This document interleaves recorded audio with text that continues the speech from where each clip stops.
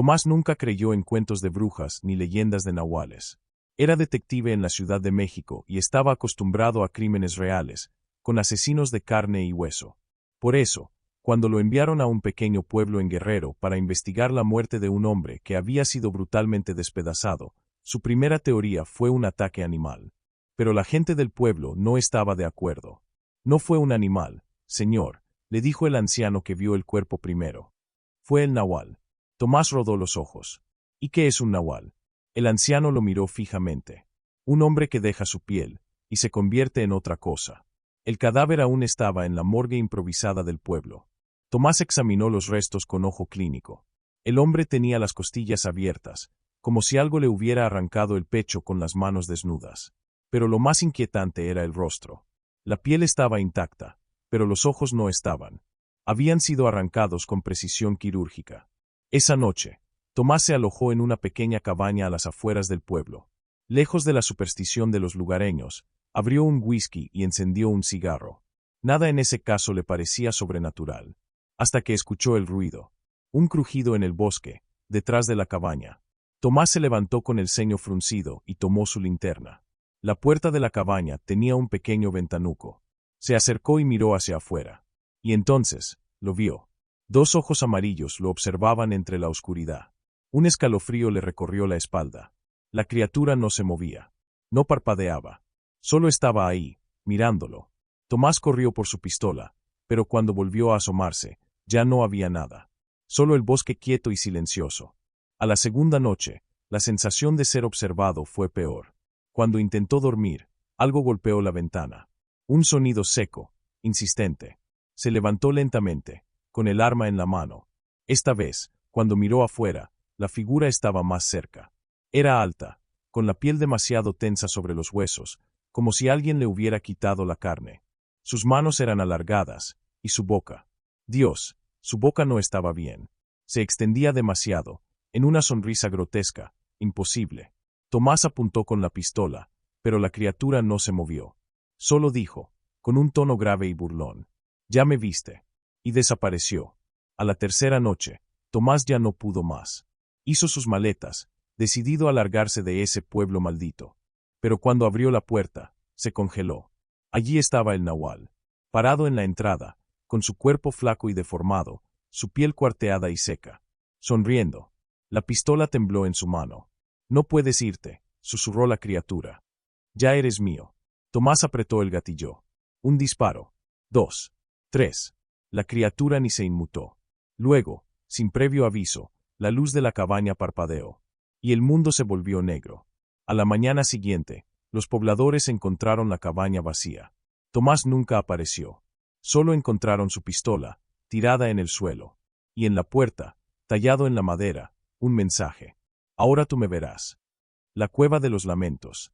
En lo alto de los cerros de Jalisco, oculta entre la maleza y la roca, estaba la cueva de los lamentos.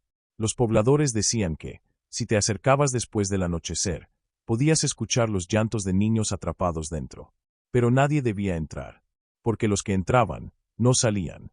Ernesto, un arqueólogo escéptico, había escuchado muchas historias como esa. Gente supersticiosa creando mitos para explicar lo inexplicable. Pero esta cueva era distinta. Unos años atrás, un equipo de exploradores entró a mapearla. Nunca regresaron. Los locales se negaban a ayudar en la búsqueda. «No tiene sentido», dijeron. «Ya son parte de la cueva».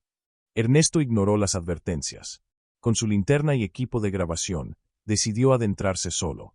Al cruzar la entrada, un escalofrío le recorrió la espalda. El aire dentro era denso, húmedo. Y entonces, lo escuchó. Un sollozo. Pequeño, como el de un niño asustado. Ernesto se detuvo en seco. «¿Hola?» Su voz rebotó contra las paredes de piedra. «¿Hay alguien aquí?» Silencio. Pero cuando dio un paso más, la risa sonó. Alta. Chillona. No era la risa de un niño. Era algo más. La linterna comenzó a parpadear. Ernesto sintió que el aire se volvía más espeso, como si algo invisible lo rodeara. Su instinto le gritó que saliera de ahí. Giró sobre sus talones y corrió de vuelta a la entrada. Pero la salida ya no estaba. Solo más túneles. El pánico lo invadió. Encendió la radio para comunicarse con su equipo. «Estoy atrapado. No encuentro la salida». estática. Y luego, una voz. No era la de sus compañeros. Era infantil. No saldrás, señor. Ernesto sintió su sangre congelarse. La linterna parpadeó una vez más. Y vio las sombras. Eran pequeñas, del tamaño de niños, pero estaban retorcidas, con miembros alargados y rostros que no tenían ojos. Solo bocas. Bocas que sonreían demasiado. Las sombras se movieron. Ernesto gritó. A la mañana siguiente, sus compañeros encontraron su radio tirada en la entrada de la cueva. Y su linterna. Pero de Ernesto, ni rastro. Solo la grabadora seguía funcionando. Cuando la revisaron, escucharon su voz, jadeante, aterrorizada. No son niños, no son niños. Después, un chillido. Y luego, una carcajada que no pertenecía a este mundo. La casa de los susurros. El camino hacia la hacienda Olmedo estaba cubierto de neblina. Javier encendió un cigarro mientras conducía su jeep por la carretera de terracería. Había llegado a Oaxaca con la intención de resolver un misterio que nadie quería tocar, la desaparición de al menos 7 personas en los últimos 5 años, todas en las cercanías de aquella antigua casona abandonada. No era su primer caso relacionado con leyendas rurales. Como criminólogo especializado en desapariciones, había recorrido todo el país siguiendo rastros de lo que muchas veces resultaban ser asesinos en serie, cultos secretos o simplemente accidentes encubiertos. Pero la hacienda Olmedo era diferente. Los informes policiales eran confusos, casi como si la gente que los escribía estuviera evitando dar demasiados detalles. Los testigos hablaban de sombras en los pasillos, de voces en la noche y de una sensación de vacío absoluto cuando uno se acercaba demasiado. Javier apagó el cigarro y miró el reloj. 9:47 de la noche. Estaba cerca. La hacienda apareció en el horizonte como un gigante dormido, sus muros agrietados y oscuros enmarcados por árboles torcidos y maleza alta. Bajó del auto y, con su linterna en mano, cruzó el portón de hierro oxidado. La puerta de la casona estaba entreabierta, crujiendo con el viento. Javier sonrió. ¡Qué conveniente! Sacó su cámara y comenzó a tomar fotos del interior. El aire dentro estaba cargado de humedad y algo más, un olor leve pero inquietante, como de tierra removida hace poco. La sala principal tenía muebles viejos cubiertos de polvo, un reloj de péndulo detenido en las 3:07, y retratos de una familia cuyo rostro estaba desvanecido por el tiempo. En la chimenea, había cenizas recientes. Alguien ha estado aquí. Siguió explorando. En el segundo piso, encontró una habitación que parecía haber sido usada hace poco. La cama tenía el colchón hundido, y sobre un escritorio vio un cuaderno de cuero abierto. Lo hojeó con curiosidad. Cada página estaba llena de nombres. Fechas. Todos los nombres correspondían a personas desaparecidas. Y en la última página, su sangre se heló. Allí estaba su nombre. Javier Morales, 9 de marzo, 2025. Era esa noche. El sonido de pasos en el pasillo lo sacó de su estupor. Sacó su pistola y giró en dirección a la puerta, pero el pasillo estaba vacío. El silencio se volvió opresivo. Entonces lo escuchó. Un susurro. Javier. El eco de su propio nombre resonó en la oscuridad. Giró sobre sus talones, con el pulso acelerado. Nada. No debiste venir. La voz era baja, arrastrada, como si saliera de una garganta que nunca había aprendido a hablar correctamente. Javier avanzó con cautela. El pasillo lo llevó hasta una puerta cerrada con candado. Algo en su interior le decía que ahí encontraría la clave del misterio. Sacó su navaja y forzó el candado hasta que se rompió con un chasquido seco. La puerta se abrió lentamente. El cuarto era un pequeño estudio con estanterías cubiertas de polvo. Pero lo que capturó su atención fue la mesa en el centro. Sobre ella, había una serie de fotografías. Las primeras eran antiguas, en blanco y negro, mostrando a personas en diferentes épocas, siempre con una expresión de horror congelada en sus rostros. Las siguientes eran a color, más recientes. Reconoció algunas caras. Personas de los archivos de desapariciones. Los últimos retratos eran los peores. Los rostros estaban distorsionados. Ojos completamente negros, bocas abiertas en un grito que nunca había sido escuchado. Y en la última foto, su corazón se detuvo. Era él, tomada desde la puerta de la hacienda. Hace apenas unos minutos. Una sensación fría le recorrió la espalda. Alzó la linterna y la luz parpadeó. Sintió algo detrás de él. Respiración. El aire se tornó denso, y el aroma a tierra removida se hizo insoportable. Se giró en un instante, pero la habitación estaba vacía. No estaba solo. El ambiente cambió. Algo se movía en las sombras. Javier intentó moverse, pero su cuerpo estaba rígido. Entonces, la voz regresó, susurrando en su oído. Ahora eres parte de la casa. La linterna se apagó. Todo se volvió negro. Días después, su jeep seguía estacionado frente a la hacienda. La policía local no encontró rastro de él. Otro hombre desaparecido. En el estudio, entre las fotografías, apareció una nueva. Javier, con los ojos vacíos, y la boca en un grito silencioso. El sendero de las almas. La carretera serpenteaba entre los cerros como un río de asfalto. Teresa revisó su reloj de muñeca, 6:23 de la tarde. Pronto anochecería. El pueblo de San Esteban, en Hidalgo, había sido su destino durante los últimos 5 días. Llegó con la intención de estudiar un fenómeno extraño, un sendero en las afueras del pueblo donde, según los lugareños, cualquiera que lo recorriera de noche escuchaba voces, voces de los muertos. Varios habitantes que se atrevieron a caminarlo habían regresado trastornados. Otros jamás volvieron. Teresa no creía en fantasmas. Como psiquiatra, sabía que el miedo y la sugestión podían ser lo suficientemente poderosos para descomponer la mente de una persona. Quería descubrir qué había detrás de esas alucinaciones. Pero algo la inquietaba. Desde su llegada, notó que los pobladores evitaban hablar del sendero. No solo eso, sino que evitaban siquiera mirarla cuando preguntaba. No lo camine, doctora, le había dicho una anciana en la plaza del pueblo. Los muertos llaman por su nombre. La advertencia la hizo sonreír. Supersticiones, pensó. Esa misma noche, se preparó para el experimento. A las 11:45 de la noche, con una linterna y su grabadora, Teresa se adentró en el sendero. El aire estaba frío, inmóvil. Las primeras pisadas en la tierra húmeda sonaban exageradamente fuertes en el silencio absoluto. No había ranas, ni grillos, ni el lejano ulular de un búho. Era como si la naturaleza se hubiese detenido. Encendió la grabadora. Inicio del recorrido, dijo en voz baja. No hay sonidos naturales en la zona. Avanzo. Caminó con paso firme. El sendero era angosto y sinuoso, rodeado por árboles viejos cuyas ramas se entrelazaban formando un túnel oscuro. 10 minutos. Nada. 15 minutos. Nada. Teresa suspiró. Solo era un camino común y corriente. Hasta que escuchó su nombre. Teresa. Se detuvo en seco. El aire se sintió más denso. Su pecho se oprimió. La voz había sido un susurro, lejano pero nítido. Giró la linterna en todas direcciones. Nada.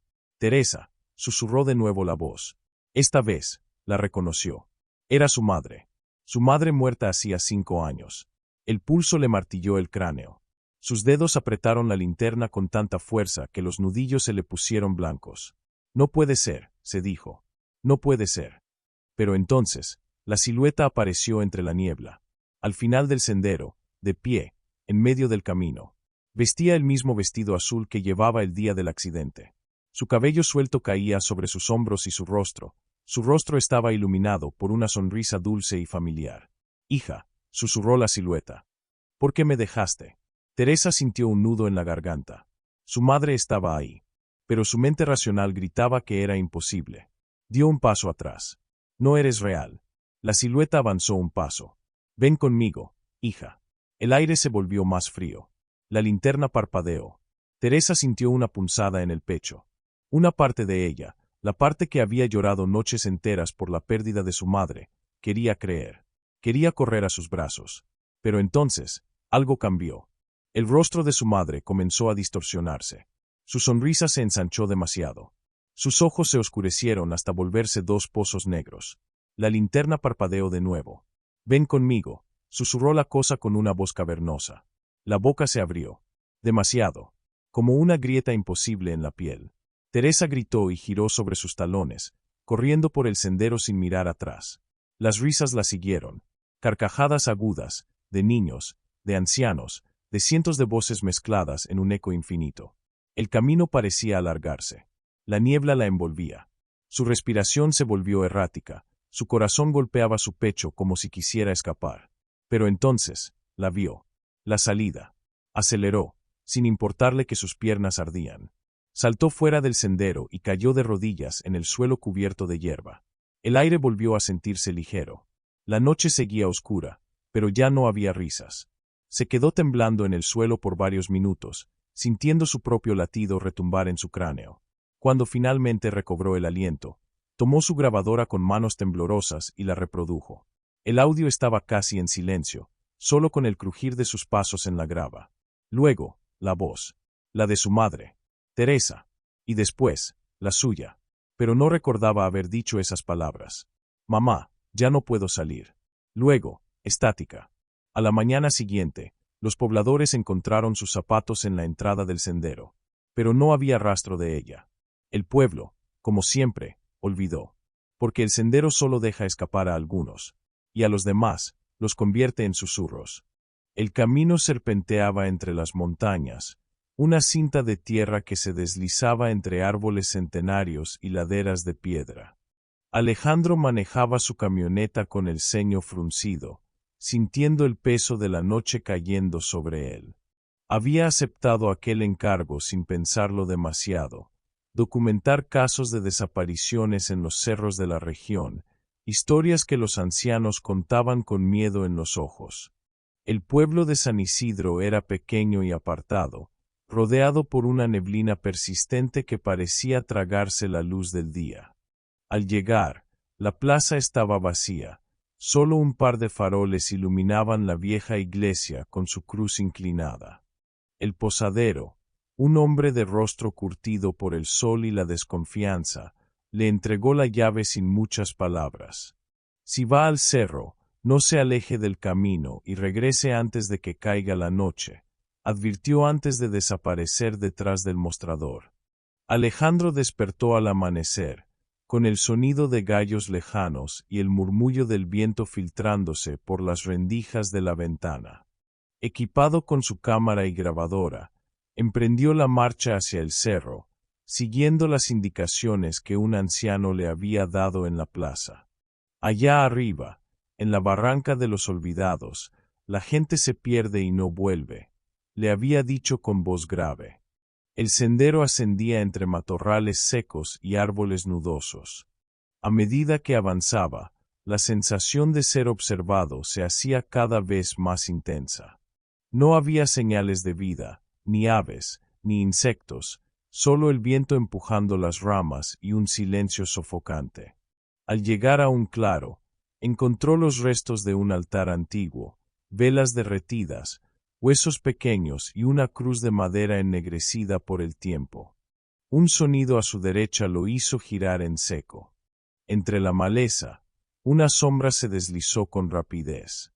Alejandro sintió un escalofrío recorrerle la espalda. «Hola». Su voz se perdió en la brisa. Decidió seguir la sombra, adentrándose en el bosque espeso. La luz del día se fue apagando conforme se adentraba en la espesura. La bruma serpenteaba entre los troncos, formando figuras que se desvanecían al parpadear. La sombra seguía moviéndose frente a él, más rápida, más esquiva. Hasta que, de repente, la vio claramente. Una mujer de espaldas, con un vestido blanco desgarrado y cabello largo y húmedo que le cubría el rostro. Alejandro sintió un nudo en la garganta. «Señora, ¿está bien?». Dio un paso hacia ella, pero la mujer no se movió. Solo entonces se percató del hedor que flotaba en el aire, un olor rancio, podrido. El viento helado lo envolvió, y cuando la mujer giró lentamente la cabeza, su boca se abrió en un grito silencioso. No tenía ojos, solo cuencas vacías de un negro profundo. El terror lo paralizó por un instante, pero su instinto de supervivencia lo sacó del trance. Corrió sin mirar atrás, sin saber si la figura lo seguía o si todo había sido una alucinación. La noche lo atrapó en el bosque, y con ella, el sonido de pasos detrás de él. Ladridos distantes rompieron la quietud, seguidos por un gruñido bajo, animal. Algo más estaba en el bosque. Llegó a una barranca sin salida. Su respiración era errática, el corazón martilleando su pecho. La sombra apareció nuevamente, pero esta vez no estaba sola. Otras figuras emergieron de entre los árboles, cuerpos demacrados, ojos hundidos y bocas abiertas en un susurro constante. Alejandro sintió la desesperación treparle la garganta. Estaban rodeándolo. Un relámpago iluminó la escena por un instante. En el destello vio sus rostros con claridad, hombres, mujeres, niños. Todos con las mismas cuencas vacías, con las mismas bocas torcidas en un lamento mudo. Eran los desaparecidos del cerro. Entonces sintió unas manos heladas tocarle la nuca. Un susurro recorrió su oído, palabras en una lengua que no comprendía. Sus piernas cedieron y la oscuridad lo tragó. Cuando despertó, el sol ya estaba alto. Se encontraba en el mismo claro donde había hallado el altar. Su cámara estaba a un lado, la batería agotada. Se revisó el cuerpo. Estaba ileso, pero su piel tenía marcas, huellas de dedos que se desvanecían lentamente. Regresó al pueblo tambaleándose. Nadie le preguntó nada. En la plaza, los ancianos lo miraban con el mismo miedo contenido. El posadero solo le entregó su llave, sin decir una palabra. Esa noche, revisó la grabación de audio en su computadora. Su voz, su respiración acelerada. Y entre todo, el susurro de la sombra, repitiendo una y otra vez. Tú nos viste. Ahora te veremos nosotros. El monitor parpadeó. El reflejo en la pantalla mostró algo detrás de él. El frío de la barranca volvió a envolverlo. El camino serpenteaba entre las montañas, una cinta de tierra que se deslizaba entre árboles centenarios y laderas de piedra. Alejandro manejaba su camioneta con el ceño fruncido, sintiendo el peso de la noche cayendo sobre él. Había aceptado aquel encargo sin pensarlo demasiado. Documentar casos de desapariciones en los cerros de la región, historias que los ancianos contaban con miedo en los ojos. El pueblo de San Isidro era pequeño y apartado, rodeado por una neblina persistente que parecía tragarse la luz del día. Al llegar, la plaza estaba vacía, solo un par de faroles iluminaban la vieja iglesia con su cruz inclinada. El posadero, un hombre de rostro curtido por el sol y la desconfianza, le entregó la llave sin muchas palabras. Si va al cerro, no se aleje del camino y regrese antes de que caiga la noche, advirtió antes de desaparecer detrás del mostrador. Alejandro despertó al amanecer, con el sonido de gallos lejanos y el murmullo del viento filtrándose por las rendijas de la ventana. Equipado con su cámara y grabadora, emprendió la marcha hacia el cerro, siguiendo las indicaciones que un anciano le había dado en la plaza. Allá arriba, en la barranca de los olvidados, la gente se pierde y no vuelve, le había dicho con voz grave.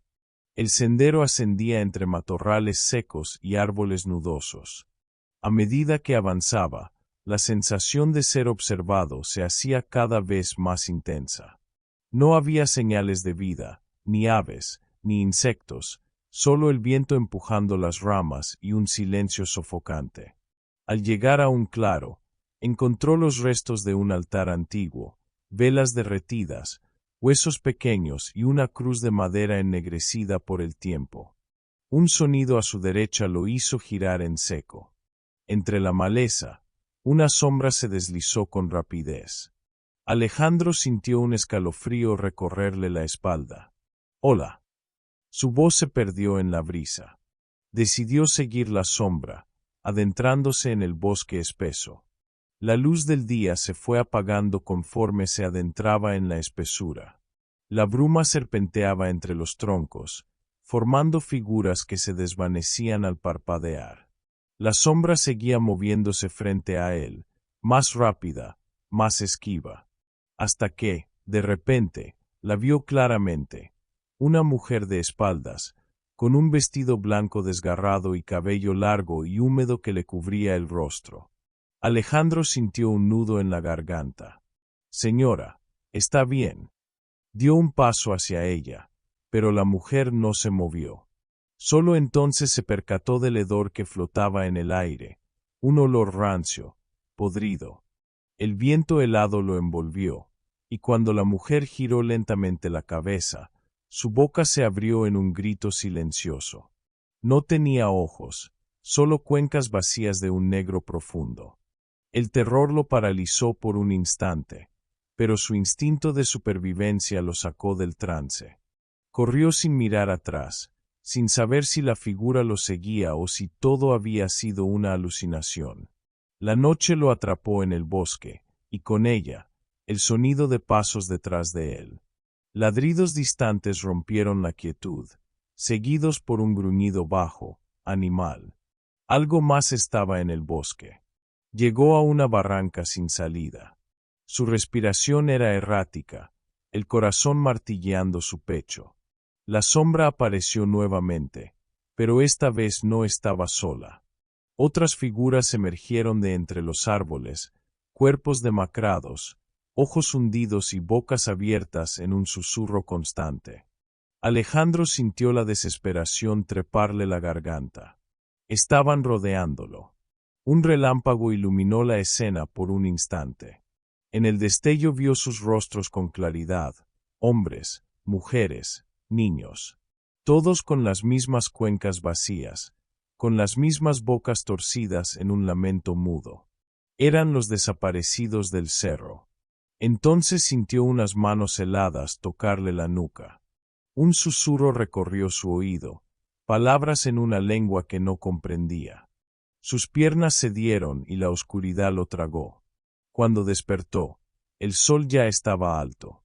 Se encontraba en el mismo claro donde había hallado el altar. Su cámara estaba a un lado, la batería agotada. Se revisó el cuerpo. Estaba ileso, pero su piel tenía marcas, huellas de dedos que se desvanecían lentamente. Regresó al pueblo tambaleándose. Nadie le preguntó nada. En la plaza, los ancianos lo miraban con el mismo miedo contenido. El posadero solo le entregó su llave, sin decir una palabra. Esa noche, revisó la grabación de audio en su computadora. Su voz, su respiración acelerada. Y entre todo, el susurro de la sombra, repitiendo una y otra vez. Tú nos viste. Ahora te veremos nosotros. El monitor parpadeó. El reflejo en la pantalla mostró algo detrás de él. El frío de la barranca volvió a envolverlo.